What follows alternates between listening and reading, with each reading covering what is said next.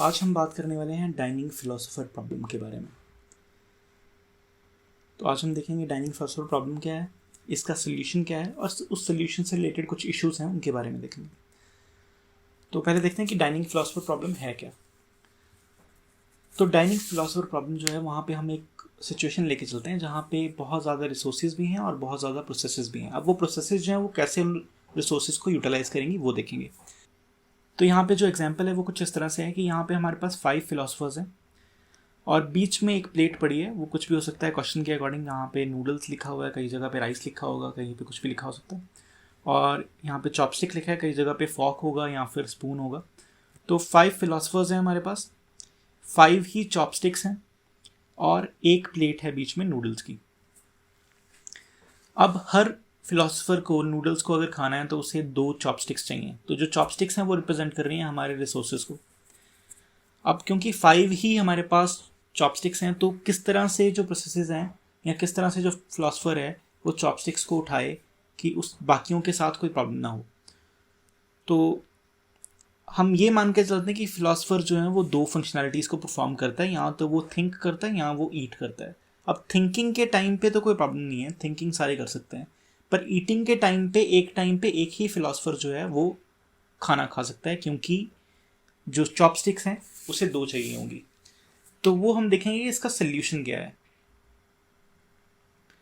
तो जैसे आप इस कोड में देख रहे हैं, अब इसका सल्यूशन हमने जो रिप्रेजेंट किया है यहाँ पे वो इस तरह से किया है कि जो फिलोसोफर होगा वो पहले अपने लेफ्ट साइड पे जो चॉपस्टिक पड़ी होगी उसको उठाएगा, अगर वो फ्री होगी तो।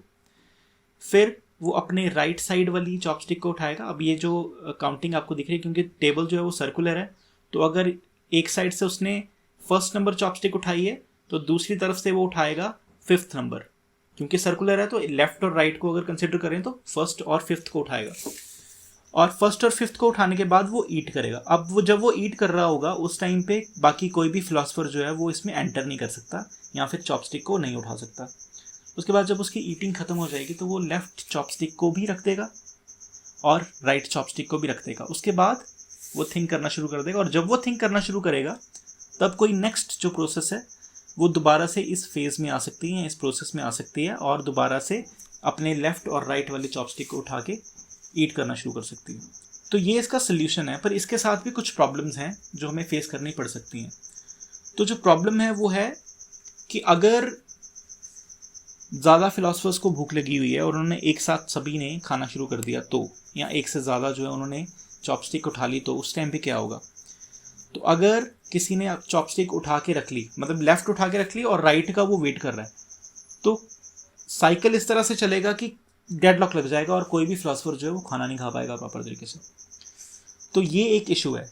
इस इशू को रिजॉल्व करने के लिए 2 सिचुएशन है जो हम कर सकते हैं। फर्स्ट तो ये है कि फिलोसोफर जो है वो तभी चॉपस्टिक को उठाए जब लेफ्ट और राइट जो है वो दोनों खाली हों।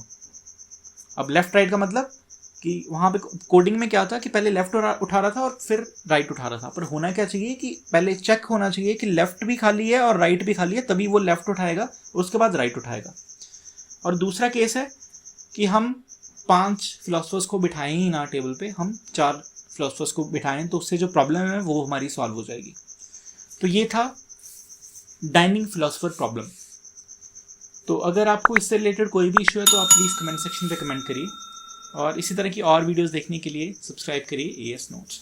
Thank you.